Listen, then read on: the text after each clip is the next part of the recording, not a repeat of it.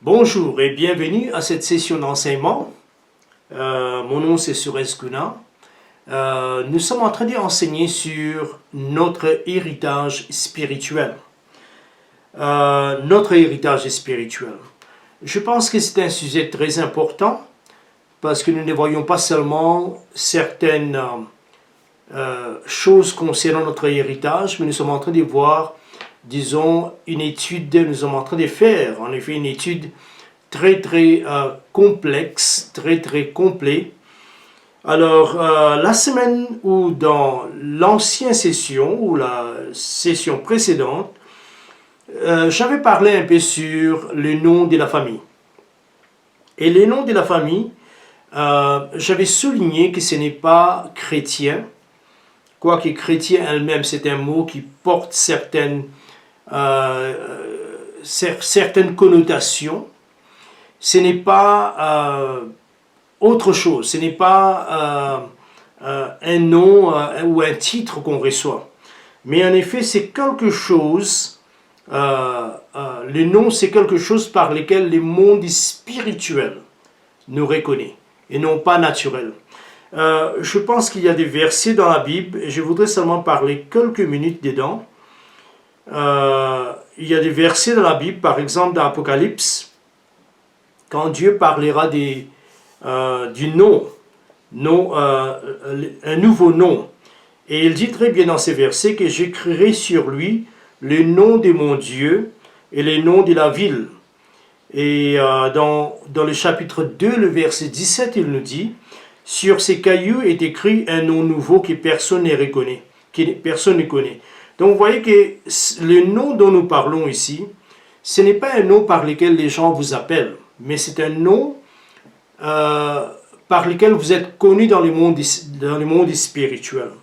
Par exemple, quand nous regardons Jésus, par exemple, quand il était en train de faire son ministère, les démons, les esprits mauvais, avaient dit que nous connaissons qui tu es le Fils du Dieu vivant. Maintenant, même les mots Fils, c'est peut-être un titre, parce que Fils de Dieu. Mais rappelez-vous qu'ils l'ont connu, ils ont dit tu es le Saint d'Israël. Ils voulaient exprimer quelque chose qui est parfois impossible d'exprimer pour nous qui sommes des créatures. Alors c'est dans ce sens que nous parlons du nom de Dieu qui nous a été donné, le nom, ou le nom de la famille qui nous a été donné. Comme dans tous les cas, l'un des exemples que j'avais donné dans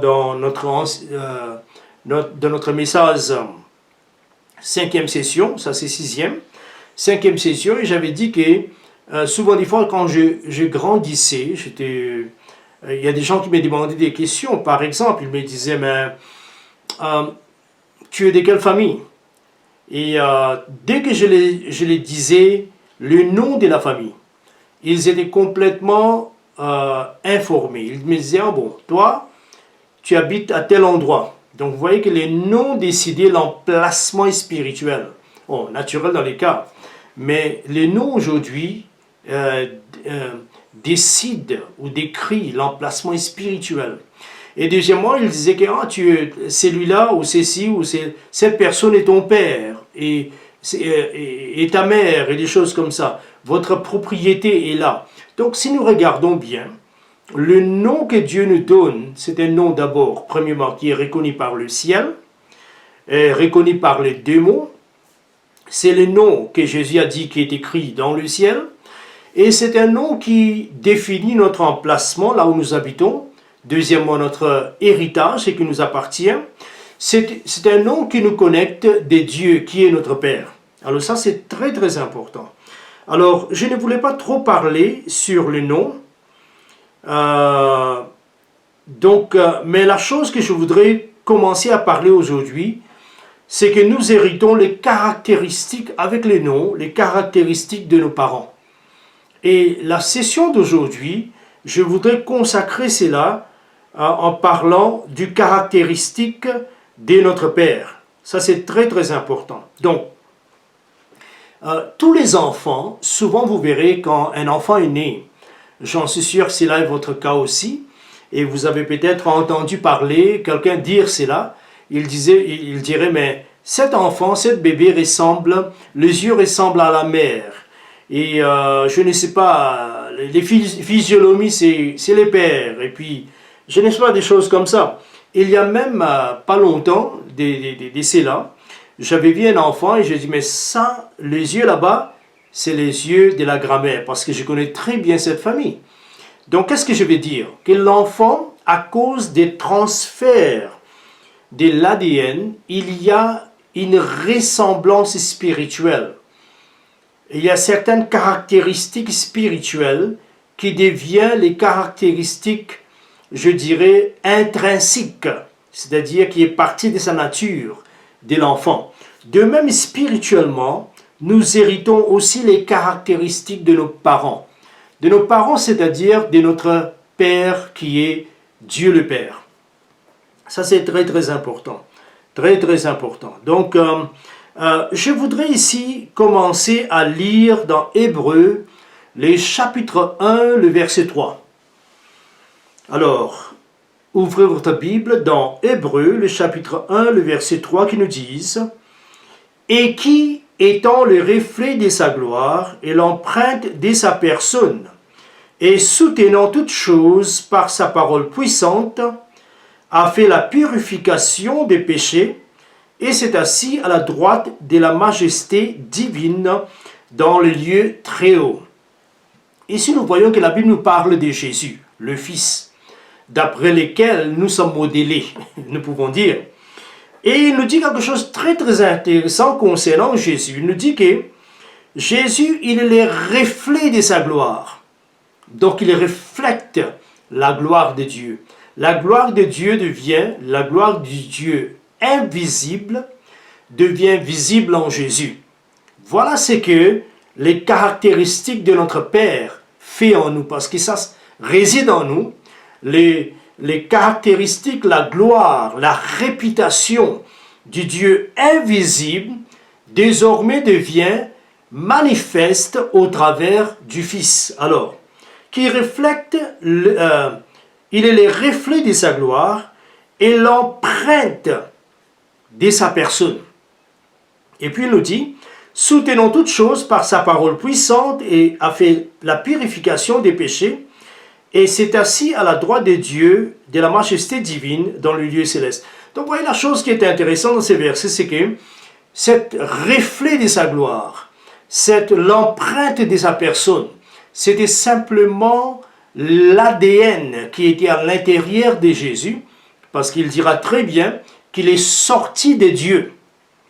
Et cette expression sortie de Dieu déjà nous dit qu'il est né de Dieu. Mais nous comprenons très bien que Jésus n'est pas né. Il était toujours là éternellement. Mais à cause de sa relation avec les pères, ses qualités du Père, parce qu'il a la même substance que les pères. Comme il a dit lui-même, c'est lui qui m'a vu a vu les pères. Il a les mêmes substances que Dieu le Père. Lui qui était égal à Dieu. Tout cela nous donne l'idée de quoi? De ce que Jésus avait, sa nature était la même nature que Dieu le Père. Et comme il était la même nature que Dieu le Père, lui, il est devenu la manifestation de ce Dieu qui est invisible. Donc Dieu le Père est invisible, il reste invisible, personne n'a jamais vu Dieu, mais quoique lui, il reste invisible, ses qualités se reflètent au travers de Jésus. Cela est très très important. Alors, comme Dieu est invisible et que personne ne peut lui voir, nous devenons dans ces cas, parce que son ADN, ses caractéristiques, ses formes. Vous savez, ça c'est un peu comme, je vous donne un exemple. Un exemple qu'on peut donner, c'est un enfant humain. Vous savez, un enfant humain, quand il est né, il a toutes les caractéristiques ou toutes les qualités, par exemple, d'un homme complètement grandi, adulte. C'est-à-dire, un exemple, un bébé qui est né, il a 10 doigts. Enfin, à moins qu'il y a des anomalies, et puis il y a 11 ou 12 doigts. Mais les doigts. Il a les nez, il a des oreilles, il a la bouche, il a tout. C'est qu'un homme très bien grandi, c'est-à-dire adulte A. Sauf, il n'arrive pas à manipuler tous ces membres qu'il possède. Et de même, quand nous sommes nés de Dieu, nous avons toutes les qualités de Dieu en nous. Et avec le développement et la croissance spirituelle, nous arrivons à développer et bouger les doigts comme un enfant. Vous avez vu des enfants qui grandissaient, des bébés, ils commencent à jouer avec les doigts parce que pour eux, ça c'est extraordinaire. Je ne sais pas si leur intelligence arrive à capter la réalité, mais certainement ils voient la beauté, ils disent mais ça c'est extraordinaire, les doigts bougent. Ok, ou ça c'est quoi qui bouge? Et de même, nous avons les qualités de notre Père, les caractéristiques de notre Père à l'intérieur. Mais avec les temps, quand nous développons, les doigts commencent à bouger. Vous voyez, l'oreille, vous commencez à distinctement entendre la voix de quelqu'un, la voix de la mère, la voix du père, et commencer à sourire. Les bébés commencent à faire ça. Donc c'est important de comprendre c'est quoi hériter les qualités. Laissez-moi vous dire ceci. Peut-être vous regardez vous-même, vous dites, mais vraiment, moi je ne ressemble pas à Dieu. J'ai des qualités qui sont tellement mauvaises. J'ai des caractéristiques qui n'honorent pas Dieu. Ça, peut-être cela est vrai. Et peut-être cela est complètement vrai, entièrement vrai. Mais rappelez-vous que si vous êtes né de nouveau, laissez-moi vous lire quelque chose qui va vous expliquer ce que je vais dire dans un autre mot. Ça se trouve dans Jean, chapitre 8, le verset 44. Jean 8, 44. Et ici, Jésus, peut-être nous allons lire un autre verset pour donner à la plénitude ce que je vais dire. Voyons. Alors, Jean, chapitre 8, le verset 44. Regardez un peu comment Jésus, dans un sens négatif, il va montrer ce que c'est de porter les caractéristiques de votre Père. C'est quoi ça? Et certainement, cela nous applique parce que nous portons aujourd'hui les caractéristiques de notre Dieu. Alors, c'est quoi? Lisons Jean 8, verset 44. Il nous dit, « Vous avez pour père le diable, et vous voulez accomplir les désirs de votre père. Il a été meurtrier dès le commencement, et il ne se tient pas dans la vérité, parce qu'il n'y a pas de vérité en lui. Lorsqu'il profère le mensonge, il parle de son propre fond. Il est menteur et le père du mensonge. » Alors, ici Jésus est en train de tantôt parler des Juifs, mais aussi de leur père. Alors, il y avait une petite conversation dans laquelle les Juifs ont dit, mais écoutez, notre père c'est Abraham. Alors Jésus a dit, mais si Abraham était votre père, vous alliez faire les œuvres d'Abraham. Qu'est-ce qu'il a voulu dire? Il a voulu dire que un enfant, en grandissant, va automatiquement faire ce que son père fait. Parce qu'il y a des caractéristiques qui ont été transférées avant la naissance, dans la formation de la personnalité de cet enfant. Très bien. Alors, c'est là que cette discussion est arrivée quelque part, là où Jésus a dit, ben écoutez, votre père c'est pas Abraham, votre père c'est pas Dieu, parce que si votre père était Dieu, vous alliez m'aimer, parce que je viens de lui, mais votre père c'est pas Dieu. Alors, qu'est-ce qu'il a dit? Il a dit, voilà la conclusion, vous avez pour père les diables. Comment est-ce qu'il connaît que les diables est leur père? Il dit, vous voulez accomplir les désirs de votre père. Alors, qu'est-ce que nous voyons ici? Ce que nous voyons ici, c'est que ces gens-là, leur comportement, leurs désirs, ce qu'ils veulent s'accomplir, a une source qu'ils ne reconnaissent pas. A une source qu'ils ne connaissent pas, qu'ils ne reconnaissent pas, qu'ils ne voient pas et qu'ils ne discernent pas. Et Jésus l'a discerné, il a dit, vous avez pour père le diable. Pourquoi je dis cela? Parce que vous voulez accomplir les désirs de votre Père. Voilà comment est-ce qu'aujourd'hui nous accomplissons les désirs de notre Père. Parce que automatiquement en nous, il y a l'ADN de notre Père. Et cet ADN est en train de... C'est comme si les bébés, les doigts commencent à former les nez commencent à former, les yeux commencent à former, l'oreille commence à former parce que nous sommes nés avec tout ça parce que notre Père sont des humains. Notre Père est un humain. De même, spirituellement, parce que notre Père est Dieu, nous sommes nés avec certaines caractéristiques que les autres humains n'ont pas. Et ce sont les caractéristiques divines qu'en grandissant, en maturant, nous pouvons maintenant démontrer et manifester ces choses. Ça, c'est très, très important. Il y a beaucoup de gens qui n'ont pas assez de confiance. Ils n'ont pas assez de la foi parce qu'ils ne reconnaissent pas ces vérités dont je suis en train de vous enseigner. Alors, Jésus continue concernant ces Juifs. Il dit, voilà certaines qualités qui est de votre Père. Il dit, il a été meurtrier dès le commencement, dès son inception, dès son conception. Quand il a été né, quand il a été créé, il avait l'inclination meurtrier. Peut-être il était parfait, oui. Et il ne se tient pas dans la vérité. Parce qu'il n'y a pas de vérité en lui. Là, Jésus parle personnellement du diable. Lorsqu'il profère le mensonge, Satan, il parle de son fond. C'est en lui, c'est son qualité. Il est menteur, il est père du mensonge. Et maintenant, je commence à voir, Jésus dit, que vous manifestez ces qualités. Donc, il est votre Père. Est-ce que vous comprenez cela? Ça, c'est très, très important. Alors, nous voyons dans les côtés négatifs que Satan et ses caractéristiques, les caractéristiques s'expriment au travers de ses fils, de qui étaient produits selon son image. Ça, c'est très, très important. Et quand nous regardons la parole de Dieu, il y a des exhortations que Dieu fait envers nous qui indiquent que c'est possible que nous pouvons obéir et exécuter ces exhortations. Par exemple, Éphésiens chapitre 5, le verset 1. Éphésiens chapitre 5, le verset 1 qui nous dit « Devenez donc les imitateurs de Dieu comme des enfants bien-aimés. » Notez la structure de cette phrase. Paul dit « Nous devons devenir des imitateurs. » C'est-à-dire commencer à imiter Dieu, faire ce que Dieu fait, agir comme Dieu agit, comporter comme Dieu se comporte, penser comme Dieu pense. Alors, devenez les imitateurs de Dieu. Mais il ajoute quelque chose qui indique pourquoi cela est possible. Nous qui sommes pécheurs,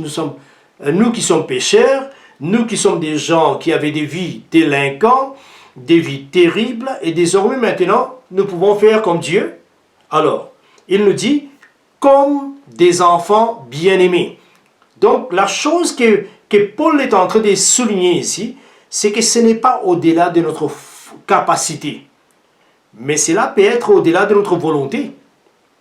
Vous comprenez cela? Ce n'est pas au-dessus, au-delà de notre capacité. Nous pouvons imiter Dieu parce que nous avons son ADN. Nous sommes nés de lui. Nous avons ses caractéristiques. Mais comme des enfants bien-aimés, cela signifie des enfants qui aiment Dieu, qui a la volonté d'imiter Dieu. Donc ici, Paul est en train de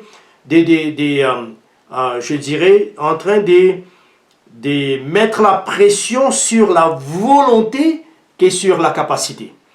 En ce qui concerne la capacité, nous tous, nous qui sommes nés de Dieu, nous pouvons pratiquer et imiter Dieu. Imiter Dieu comme Dieu, son égard envers les pauvres, envers la communauté, envers les frères et sœurs, nous pouvons faire tout ça. Mais, est-ce que nous avons la volonté? Ça, c'est une autre chose. C'est pourquoi il nous dit, devenez les imitateurs de Dieu comme des enfants bien-aimés. C'est-à-dire des enfants qui sont bien-aimés et ils veulent être comme leur Père. Très, très important. Donc, les chrétiens nous encouragent de manifester les attributs invisibles de notre Père. Alors, ça c'est très très important. Nous devons comprendre que la nature de Dieu, maintenant, par cet acte d'être né de Dieu, nous sommes nés de Dieu, qui n'est pas né selon la volonté de l'homme. Dans Jean 1,14, il nous dit, qui n'est pas né selon les initiatives ou l'acte sexuel qu'un homme relation sexuelle qu'un homme a eu avec sa femme, et un enfant est né, ce n'est pas comme ça, mais nous sommes nés des dieux. Et dans 2 Pierre, chapitre 1, le verset 13, il nous dit, et vous allez souligner quelque chose qui est très très important ici, il nous dit, 2 Pierre 1, 3, il nous dit, comme sa divine puissance nous a donné tout ce qui contribue à la vie et à la piété au moyen de la connaissance de celui qui nous a appelés selon sa propre gloire et par sa vertu. Ok, laissons quelques moments ici. Nous reviendrons au verset 4. Notez bien ce que Pierre est en train de dire. Il est en train de dire sa divine puissance. Il parle de quoi? La puissance du Saint-Esprit? Oui. Mais où est la puissance du Saint-Esprit? Paul dira la puissance qui agit, son esprit qui agit puissamment en moi. Donc l'Esprit de Dieu qui habite en nous, c'est une réalité. Cette puissance divine nous a donné tout ce qui contribue, tout ce qui est nécessaire pour la vie. Et quelle vie? Pas cette vie naturelle, mais la vie selon Dieu, la qualité de la vie que nous menons d'ici-bas. Alors, donner tout ce qui contribue à la vie et à la piété. Piété, c'est quoi? Une vie séparée de tout ce qui est impur. Ok? C'est-à-dire cérémoniellement pur. À la vie et à la piété, comment? Est-ce que l'Esprit de Dieu nous a donné cela? Par la connaissance, au moyen de la connaissance de celui qui nous a appelés. Donc nous sommes appelés. Nous sommes appelés où ça? À ou par sa propre gloire et par sa vertu. Maintenant, revenons au verset 4. Lesquels nous assurent de sa part, qu'est-ce que nous assure cet appel? Cet appel dans lequel le Saint-Esprit est en train de pourvoir tout ce que nous avons besoin pour vivre cette vie pure, cette vie comme Dieu. Il dit, lesquels nous rassurent ou nous assurent de sa part les plus grands et les plus précieuses promesses, afin que par elles vous devenez quoi? Notez bien, soulignez cette partie, participants de la nature divine. Waouh! Est-ce que c'est possible? Et le mot participer signifie, ouais, c'est un mot intéressant. En anglais c'est partake. Cela signifie de s'asseoir à la même table. Un groupe de gens qui est assis à ces mêmes tables, qui partagent le même repas. Alors ici dans ce verset, il nous dit, vous deveniez participants à quoi? À la nature que Dieu participe. La nature que Dieu a, nous participons à cette même nature divine ou divine. En fuyant la corruption qui existe dans le monde par la convoitise. Donc, vous voyez quelque chose de très important ici. Nous devons comprendre que les traits familiaux, les traits de nos parents, c'est-à-dire de notre Père spirituel, de notre Dieu, de Jésus-Christ, du Saint-Esprit, devient évident que cela nous permet maintenant de participer, d'approprier, de faire de cette nature divine notre nature. Donc la nature de Dieu cette fois-ci devient notre nature. Pourquoi? Parce que c'est possible. C'est comme si vous êtes un bébé qui est né avec 10 doigts, avec 2 oreilles, avec le nez, avec l'œil. Il n'y a rien qui manque en vous qu'en grandissant, vous ne pouvez pas être comme votre Père. Vous comprenez cela? Ça, c'est les secrets même de participer, de recevoir les traits paternels dans le royaume de Dieu. Nous sommes appelés à participer dans sa nation. Le mot c'est koinonos. Bien que l'auteur, je vais lire un petit extrait d'un théologien qui avait écrit quelque chose que je mets ici. Je pense qu'il est très très important. Écoutez bien. Bien que l'auteur ait emprunté au paganisme l'expression participant de la nature divine, c'est-à-dire, laissez-moi expliquer ici. C'est Pierre qui écrit cette portion. Quand il a dit, nous devenons participants de la nature divine. C'est une expression qu'il a empruntée des paganismes, des païens. Les païens croyaient, par exemple les Grecs, qu'en grandissant à certains niveaux, même les bouddhismes, les hindous, ils croyaient qu'en grandissant avec une certaine sorte de vie que vous allez accomplir et faire, vous pouvez être élevé au rang de Dieu. Alors là, vous participez à ce niveau, cet rang avec les dieux. Alors c'est possible. Voilà ce qu'eux croyaient. Pierre a pris cela pour souligner une vérité. Il a dit que nous pouvons être comme notre Dieu. Pas dans le sens que nous devenons infinis comme Dieu est infini. Non. Mais nous devenons comme notre Dieu. C'est-à-dire, nous avons tous les attributs fleurissants, tous les attributs maturants. Alors, je continue à lire cet extrait. Son sens est clairement biblique. Il ne veut pas dire apothéosis. Apothéosis en grec signifie l'homme devient un dieu. Il ne veut pas dire ça, apothéosis. Au sens païen, mais plutôt que les croyants ont une connexion organique avec Dieu. Voilà ce qui est important. Nous avons une connexion organique. Nous sommes de cette même, je dirais, de cette même produit chimique. Vous comprenez cela? Si Dieu a tel et tel produit chimique qui est sa composition, nous sommes de même. Et il nous dit, en raison d'une telle connexion, Dieu peut vraiment être appelé notre Père. Conceptuellement, cela a le même sens que les formules en Christ. En Christ, les formules en Christ de Paul. La déclaration de l'auteur de Pierre, bien qu'étonnante au début, n'est guère différente de la prière de Paul pour les Éphésiens, quand il a dit que afin que vous puissiez être remplis de toute la plénitude des dieux. Est-ce que c'est possible? Alors qu'est-ce qui se passe avec notre propre caractère? C'est englouti dans le caractère de Dieu. Alors quand nous commençons à regarder ces choses, ça c'est vraiment important, vraiment important. Vous commencez à voir comment est-ce que c'est possible aujourd'hui de participer dans la plénitude de Dieu parce que nous sommes nés de Dieu. Alors là, je voudrais entrer dans une autre dimension un peu plus profonde. Lisons un peu Hébreux 1, verset 5. Parce que nous parlons d'hériter les caractéristiques de notre Père, Dieu. Et pas les caractéristiques, mais la nature, les caractères, les traits de notre Dieu. Hébreux chapitre 1, le verset 5, il nous dit « Car auquel des anges Dieu a-t-il jamais dit « Tu es mon fils, j'ai été engendré aujourd'hui, et encore je serai pour lui un père, et il sera pour moi un fils. » Alors Dieu pose une question ici. L'écrivain des Hébreux pose une question, il dit « Auquel des anges est-ce que Dieu n'a jamais dit « Tu es mon fils » Vous voyez? La Bible appelle certains anges fils de Dieu, mais Dieu n'a jamais lui-même dit que ce sont mes fils.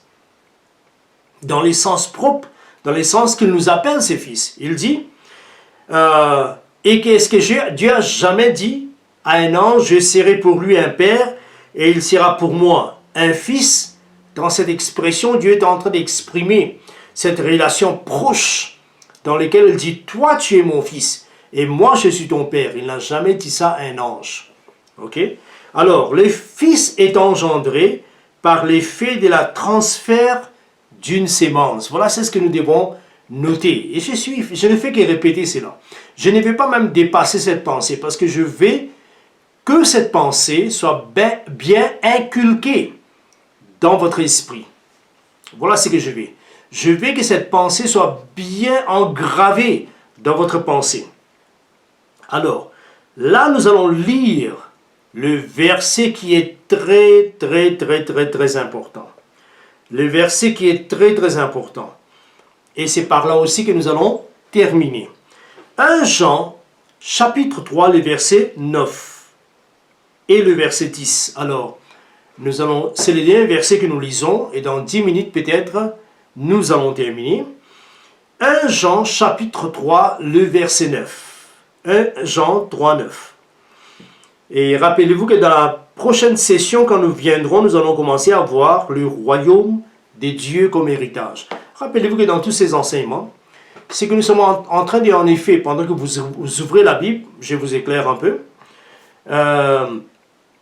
c'est que nous sommes en train de voir en effet dans tout cet enseignement, c'est notre héritage spirituel qui est tellement riche, qui est tellement extraordinaire. Notre héritage spirituel. Vous voyez? Et nous avons vu que notre premier héritage spirituel, c'est Dieu lui-même.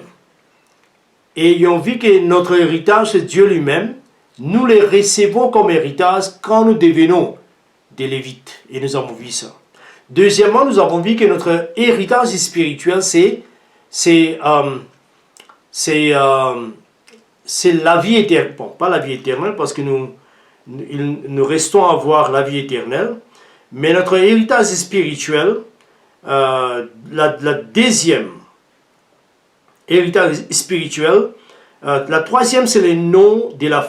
le deuxième héritage spirituel, c'est le nom de la famille. Le nom de la famille. Ce n'est pas le nom chrétien ou un nom qu'on peut me donner comme les catholiques font au baptême, mais les noms par lesquels vous êtes connus dans le monde spirituel. Et troisièmement, nous avons vu que notre héritage spirituel, c'est les caractéristiques et les traits de notre père spirituel, comme c'est dans le naturel, de notre parent dans le naturel. Et dans les côtés spirituels, c'est les caractéristiques de notre père. Nous avons vu ça. Et dans cette session, nous sommes en train de voir c'est quoi ces caractéristiques. Alors, lisons dans 1 Jean chapitre 3, le verset 9. Et c'est là que nous allons terminer pour continuer avec le royaume de Dieu comme l'héritage, cinquième héritage ou quatrième héritage dans la prochaine session. 1 Jean 3, 9. Il nous dit, « Quiconque est né de Dieu ne pratique pas le péché, parce que la sémence de Dieu demeure en lui. Et personne ne peut pécher, il ne peut pécher, parce qu'il est né de Dieu. C'est par là qu'ils se font reconnaître les enfants de Dieu et les enfants du diable. Quiconque ne pratique pas la justice n'est pas né de Dieu, mais non plus celui qui n'aime pas son frère. » Alors, c'est là que je voudrais terminer en vous disant quelque chose de très très intéressant. Il nous dit dans ces versets, très clairement, que quiconque est né de Dieu ne pratique pas les péchés. Alors, ici, rappelez-vous, je dois éclairer, il ne parle pas des tentations dans lesquelles quelqu'un peut tomber ou une péché d'ignorance. Mais il parle des habitudes du péché, les choses qu'on pratique souvent. Comme d'habitude, quelqu'un qui connaît que ça c'est mal, mais il continue à les faire. Alors, il dit que quiconque est né de Dieu ne pratique pas le péché, c'est-à-dire les mots péché ici est en singulier, comme vous les voyez. Ce n'est pas les actes des péchés, mais vivre selon la nature chutée, la nature pécheresse qui habite en nous. C'est-à-dire nous sommes conduits par l'esprit et non pas par la chair. La chair est égale à ces mots péché singuliers. Il dit pourquoi? Parce que la sémence de Dieu demeure en lui. Vous voyez, c'est la sémence de Dieu demeure en lui. Ces mots sémence vient du mot grec sperma. Sperma, c'est les spermes, c'est la sémence qu'un homme transfère ou transmet dans la femme, dans sa femme, et ensemble ils ont un enfant. Alors rappelez-vous que les spermes de Dieu est transféré en nous et qui fait de nous maintenant un enfant de Dieu prêt à manifester toutes les caractéristiques de son Père. Alors je lis cette partie encore. Parce que la sémence de Dieu demeure en lui. Alors la sémence de Dieu a été transférée à la nouvelle naissance et cette sémence de notre papa demeure en nous. Il ne peut pas pécher parce qu'il est né de Dieu. Et cette expression né de Dieu signifie qu'il est né de la vie qui réside en Dieu. C'est la vie qui réside en Dieu qui a mis au monde cette vie que nous avons maintenant. C'est que nous sommes. C'est par là que nous connaissons ceux qui sont les enfants de Dieu et ceux qui sont les enfants du diable. Donc, ces versets, il continue à dire, « Quiconque ne pratique pas la justice n'est pas de Dieu, non plus celui qui n'aime pas son frère. » Donc, tu ne veux pas être un enfant de Dieu de ne pas aimer ton frère ou pratiquer la justice. Tout cela, c'est les signes que la sémence de Dieu ne demeure pas en toi. Alors, dans tous ces versets, comme je termine, fait clairement référence à l'action d'un parent dans la procréation. La procréation, donc l'homme transfère quelque chose de lui et cette sémence qu'il est en train de transférer dans la femme qui va produire cet enfant, en effet, c'est son ADN qui transfère. Alors c'est là que je voudrais terminer pour ne pas aller trop de l'avant. Nous avons fait 35 minutes dans cette session un peu courte parce que nous ne voulons pas commencer une session pour ne pas terminer.